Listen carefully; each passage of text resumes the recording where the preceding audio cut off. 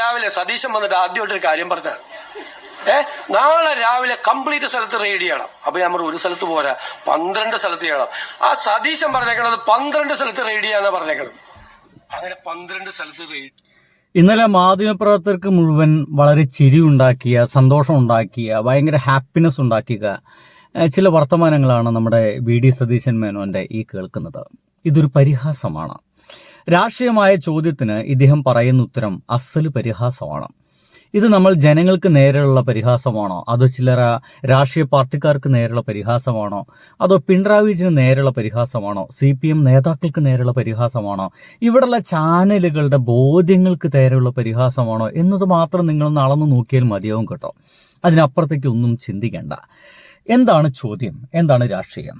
നോക്കൂ, ഇങ്ങനെ പരിഹസിക്കാനായിരുന്നുവെങ്കിൽ ഈ കഴിഞ്ഞ 3 ദിവസം 12 ഇടങ്ങളിൽ ഇദ്ദേഹം നിശബ്ദനായിട്ട് ഇരുന്നത് എന്തുകൊണ്ട് എന്ന് ചോദിക്കാൻ ആർജവമുള്ള നട്ടലുള്ള ഒരുത്തൻ പോലും അവിടെ ആ ഒരു മാധ്യമപ്രവർത്തകരുടെ പേരും പറഞ്ഞ് മൈക്കും തൂക്കി അവന്മാരെ ഇദ്ദേഹത്തിനൊന്നും മുമ്പിൽ പോയിരിക്കുന്നില്ല എന്നുള്ളതാണ്. ഒരെണ്ണം പോലുമില്ല. ഞാൻ കൈരളി ചാനലൊക്കെ ഉണ്ടെങ്കിൽ അവരോടടക്കമാണ് പറയുന്നത്. ഈ പരിഹാസം മുഴുവൻ കേട്ട് ഇളിച്ചോണ്ട് വരാനായിരുന്നെങ്കിൽ നിങ്ങൾ ആരാണ് നമ്മുടെ ജനാധിപത്യത്തിന്റെ 4ാം തൂണെന്നൊക്കെ വിളിച്ചത് എന്നുള്ളത് എനിക്ക് വളരെയധികം കൺഫ്യൂഷൻ ഉണ്ടാക്കുന്ന ചോദ്യമാണ്. ഞാൻ മാധ്യമപ്രവർത്തകരെ മാത്രമാണ് ഇതിൽ കുറ്റം പറയുകയുള്ളൂ. കാരണം they have the right to question. ആരായാലും അവർക്ക് ചോദ്യം ചോദിക്കാനുള്ള ഒരു അവകാശമുണ്ട്. പ്രധാനമന്ത്രി ആയാലും ചോദ്യം ചോദിക്കുക തന്നെ വേണം എന്നുള്ളതാണ്. ഇവിടെ നമ്മുടെ മുമ്പിൽ പൂക്കി എന്നുള്ള പേരും പറഞ്ഞ് അങ്ങനത്തെ ഒരു ഇമേജുമായി വന്നിരിക്കുന്ന ഒരാളാണ്. അസല് ഒരു പക്ഷേ ഭീകര വർത്തമാനം അല്ലെങ്കിൽ ആളുകളെ നിഷ്ഠൂരമായിട്ട് തകർക്കുന്ന വർത്തമാനത്തിന് ശേഷം ഒരു ചിരി അങ്ങ് ചിരിച്ചു കഴിഞ്ഞാൽ എല്ലാം നേരെ എന്നാണോ? എനിക്ക് ഇദ്ദേഹത്തിന്റെ ഈ വർത്തമാനം കേട്ട സമയത്ത് എനിക്ക് ഓർമ്മ വന്നത് ഷമ്മിയാണ്. ഷമ്മി പറയുന്നുണ്ട്, ഞങ്ങൾ അത്യാവശ്യം സ്വാതന്ത്ര്യമൊക്കെ കൊടുക്കുന്ന കൂട്ടരാണ് എന്ന് പറയുന്ന രീതിയിലുള്ള ചില വർത്തമാനങ്ങളും അതിനുശേഷമുള്ള ഒരു ഷമ്മിയുടെ ഒരു ചിരിയും പോലൊക്കെ എനിക്ക് ഇദ്ദേഹത്തിന് ചില പെരുമാറ്റ രീതികളൊക്കെ തോന്നിപ്പോയി. ഞാൻ അങ്ങനത്തെ ഒരു കമ്പാരിസൺ നടത്തുന്നത് എന്തുകൊണ്ടെന്ന് വെച്ച് കഴിഞ്ഞാൽ കഴിഞ്ഞ 3-4 ദിവസമായിട്ട് നമ്മുടെ കേരളത്തിൽ ഒരു രാഷ്ട്രീയപരമായിട്ടുള്ളൊരു വലിയ സംഭവം നടന്നു. പിണറായി വിജയന്റെ വീട്ടിൽ ഒരു അന്വേഷണം നടന്നു. എന്തായാലും അദ്ദേഹത്തിന്റെ വീട്ടിൽ അന്വേഷണം നടന്നു. അദ്ദേഹത്തിന്റെ മകൾ ഇതിൽ കുറ്റക്കാരിയാണോ എന്നതിനേക്കാൾ അപ്പുറം അദ്ദേഹത്തിന്റെ മകൾ മാത്രമല്ല ഈ കേസിൽ ഉൾപ്പെട്ടിരിക്കുന്നത്. ഇപ്പോഴത്തെ ആഭ്യന്തരമന്ത്രിയായിട്ടുള്ള രമേശ് ചെന്നിത്തലയുണ്ട്, വ്യവസായ മന്ത്രിയായിട്ടുള്ള കുഞ്ഞാലിക്കുട്ടി വ്യവസായ മന്ത്രി തന്നെയല്ലേ, അദ്ദേഹം കൂടി ഇതിലുണ്ട് എന്നുള്ളതാണ്. എന്തുകൊണ്ടാണ് വീണയുടെ പേരിലേക്ക് മാത്രം അന്വേഷണം നീങ്ങുകയും ഈ പറയുന്ന 2 പേരുടെ പേരുകൾ ഒരു തരത്തിൽ നമ്മുടെ മാധ്യമങ്ങൾ ചർച്ച ചെയ്യാതിരിക്കുന്നതും എന്തുകൊണ്ടെന്ന് ചോദിച്ചു കഴിഞ്ഞാൽ ഇതിന്റെ പുറകിലെ രാഷ്ട്രീയം എന്തെന്ന് നിങ്ങൾക്ക് വ്യക്തമായിട്ട് മനസ്സിലായിട്ടുണ്ടായിരിക്കും. ഞാൻ ഇതോടെ അവസാനിപ്പിക്കുന്നില്ല.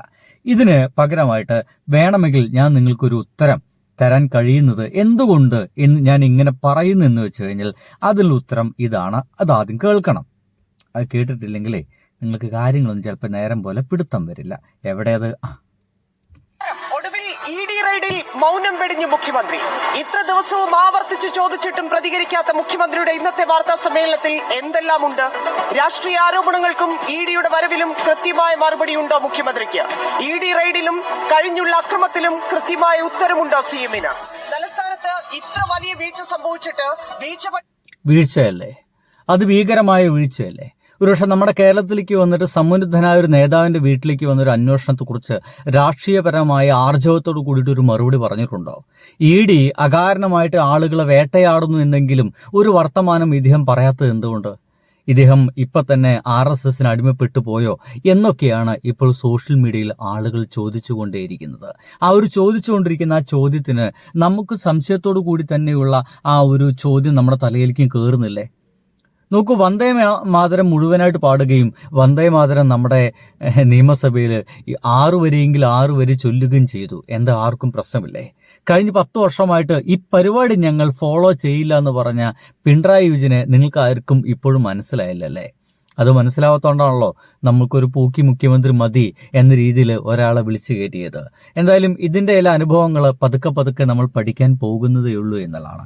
എന്തായാലും ഇതേപോലെ തന്നെ ഇനി എങ്ങാനും ഈ ഒരു മാധ്യമപ്രവർത്തകർ ചോദിക്കുന്നുണ്ട്, ഇപ്പോൾ ED വന്നത് വീണയ്ക്ക് നേരെയാണ്, നാളെ ED വരുന്നത് ഇതേ നിയമസഭയിലെ ചിലർ ആളുകൾക്ക് നേരെയാണെങ്കിലും ഇതേ പരിഹാസ വർത്തമാനമായിരിക്കുമോ നമ്മുടെ മുഖ്യമന്ത്രി പറയുക? ഓ, ഞാൻ അങ്ങ് വിളിച്ചു പറഞ്ഞുവെന്നേ, പ്രധാനമന്ത്രിയുടെ വിളിച്ചു പറഞ്ഞു, എന്റെ സഭയിലും 2 പേരുണ്ട് ആ ഒരു കേസിൽപ്പെട്ട ആൾക്കാർ. ഒന്ന് എന്റെ ആഭ്യന്തരമന്ത്രിയാണ്, ഒന്ന് കുഞ്ഞാലിക്കുട്ടി എന്ന് പറയുന്ന മുസ്ലിം ലീഗിന്റെ ഒരു സമുന്നത നേതാവാണ്. 2 പേർക്കും അങ്ങോട്ട് അന്വേഷണം പ്രഖ്യാപിക്കുക എന്റെ പ്രിയപ്പെട്ട മോഡിജി എന്ന് ഞാനെന്റെ വിളിച്ചു പറഞ്ഞപ്പോൾ പിറ്റേ ദിവസം തന്നെ സതീശൻ പറഞ്ഞ രണ്ടാമത്തെ നല്ലൊരു കാര്യമല്ലേ, അന്വേഷണം പ്രഖ്യാപിച്ചേക്കാം എന്ന ഈ കളിപ്പീര് വർത്തമാനം തന്നെ ആയിരിക്കുമോ അവർക്കെതിരെയും അന്വേഷണം വരുമ്പോൾ ഇദ്ദേഹം പറയുക? ആണോ സുഹൃത്തുക്കളെ? നിങ്ങളൊന്ന് ആലോചിച്ച് നോക്കൂ. അതാണ് ഇതിൽ വലിയൊരു പ്രശ്നമുണ്ട്, വലിയൊരു തെറ്റുണ്ടെന്ന് പറയുന്നത്. വീഴ്ച സംഭവിച്ചിട്ട് വീഴ്ച പറ്റിയെന്ന് പോലീസ് പോലും സമ്മതിച്ചിട്ട് ഇന്നിപ്പോൾ പ്രതികരിച്ചപ്പോൾ മുഖ്യമന്ത്രി പറയുന്നു ഒരു വീഴ്ചയും ഉണ്ടായിട്ടില്ലെന്ന്. ഇത് പറയാൻ 3 ദിവസം എടുത്തു മുഖ്യമന്ത്രിക്ക്. അടുത്ത ഘട്ടത്തിൽ എങ്ങോട്ട് അന്വേഷണം പോകുമെന്ന് കരുതിയിട്ടാണോ ഇത്ര ദിവസം മിണ്ടാതിരുന്നത്? നാളെ ആഭ്യന്തരമന്ത്രിയുടെ വീട്ടിലേക്കാണ് ED വരുന്നതെങ്കിലോ? ക്യാബിനറ്റിലെ ആളുകളെ തേടി ED വന്നാലും ഇന്ന് പറഞ്ഞ ഇതേ തമാശയാണോ മുഖ്യമന്ത്രി പറയാൻ പോകുന്നത്? വളരെ കരുതലോടെ ബുദ്ധിപരമായി മിണ്ടാതിരുന്ന മുഖ്യമന്ത്രി ഇന്നിപ്പോൾ മിണ്ടിയതിൽ നിന്ന് എന്തൊക്കെയാണ് നമ്മൾ മനസ്സിലാക്കേണ്ടത്?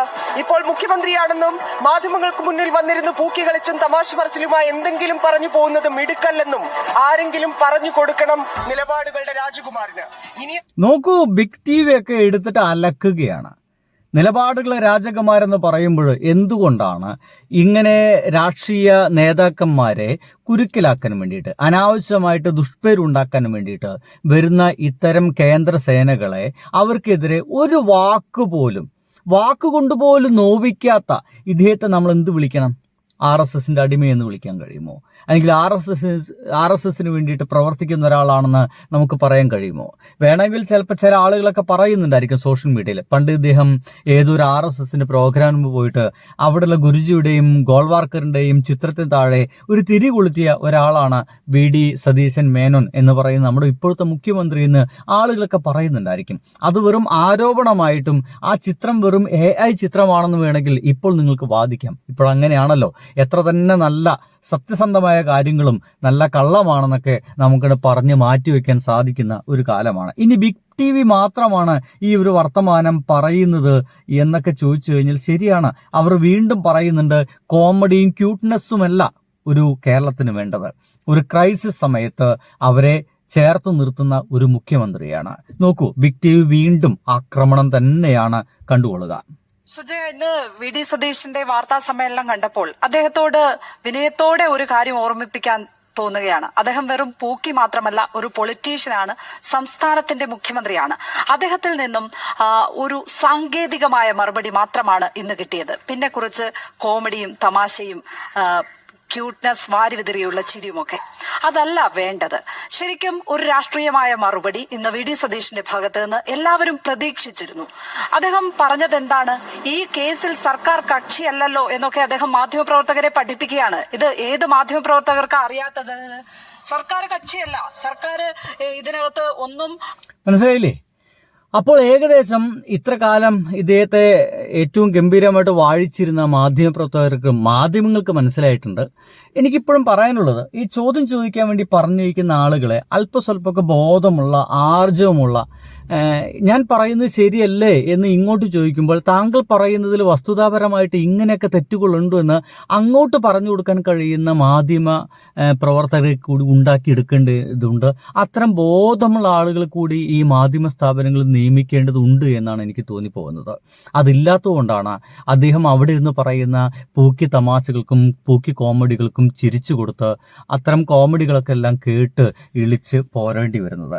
അതുമാത്രമാണ് ഏറ്റവും അവസാനമായിട്ട് അദ്ദേഹം എന്താ ചെയ്തത്? പരിഹസിക്കുകയല്ലേ ചെയ്തത് ഒരു മാധ്യമപ്രവർത്തകയെ? അത് ഭീകരമായിട്ടുള്ള പരിഹാസം കേട്ടും ഇവിടുന്ന് ഇറങ്ങിപ്പോരേണ്ടി ഒന്നില്ലേ? എവിടെ? ആ ഒരു പരിഹാസം കൂടി വേണമെങ്കിൽ നിങ്ങൾക്കൊന്ന് കാണിച്ചു തരാമെന്ന് ഞാൻ വിചാരിക്കുന്നു. എവിടെ? ഇത്ര നേരം ഉറങ്ങുമായിരുന്നു അവിടെ ഇരുന്ന്. Court, the Honorable High Court granted the permission to investigate. ഇപ്പൊ ഇത്ര നേരം ഉറങ്ങുമായിരുന്നു അവിടെ ഇരുന്ന്. കണ്ടില്ലേ? ആ ഒരു ചോദ്യം വീണ്ടും ആവർത്തിച്ചു അവർ. അതിന് കിട്ടിയ മറുപടിയാണ് ഇത്ര നേരം ഉറങ്ങുകയായിരുന്നു അവിടെ ഇരുന്നിട്ട്. അപ്പോഴതാ നിങ്ങൾക്ക് ബാക്ക്ഗ്രൗണ്ടിൽ ചിരി കേൾക്കാം, മറ്റുള്ളവരെ ചിരി കേൾക്കാം. ഒരു മാധ്യമപ്രവർത്തക, ഒരു സഹപ്രവർത്തക ചോദ്യം ചോദിച്ചപ്പോൾ അതിനെ പരിഹസിച്ചുകൊണ്ടുള്ള വർത്തമാനം നല്ല ഉത്തരം കിട്ടേണ്ട ഒരാളിൽ നിന്ന് വന്നപ്പോൾ അതിനെതിരെ ചിരിക്കുകയാണ് ചെയ്യുന്നത്. ഒപ്പം കൂടിയിരുന്ന് ചിരിക്കാൻ ഈ മാധ്യമപ്രവർത്തകരും. ഇതാണ് ഇവരൊക്കെ മാപ്രകൾ എന്നുള്ള വിളിപ്പേര് ഇവർക്ക് കൃത്യമായിട്ട് കിട്ടുന്നത് എന്ന് എനിക്ക് തോന്നിപ്പോകുന്നുണ്ട്. എന്തായാലും ആ ഒരു ചിരിയിൽ അങ്ങോട്ട് മുക്കിക്കളയേണ്ടതല്ല ചോദ്യങ്ങൾ. ഉത്തരം പറയാതെ പോയി കഴിഞ്ഞാലും ചോദ്യമായിട്ട് അവിടെ തന്നെ അവശേഷിക്കുന്നുണ്ടായിരിക്കും എന്നുള്ള വാക്ക് നിങ്ങൾക്ക് ഓർമ്മയുണ്ടല്ലോ അല്ലേ? ബൈ.